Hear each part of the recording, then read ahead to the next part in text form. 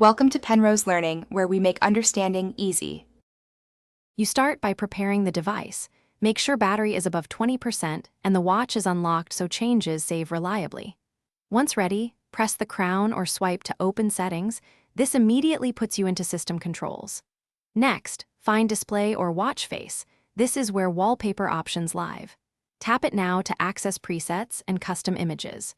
You do this because system menus hold both built-in faces and import options, and starting here avoids accidental app changes. Now you choose whether to use a built-in face or import a custom photo.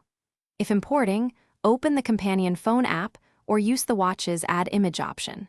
Phones let you pick higher resolution shots for crisp display. Crop and position the image so key content stays inside the round or square safe area, and adjust brightness or filters to preserve visibility under sunlight.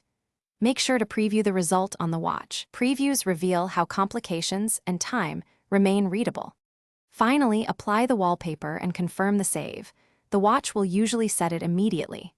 Once done, verify that complications, time, and notifications remain readable, adjust contrast, or choose a different crop if needed.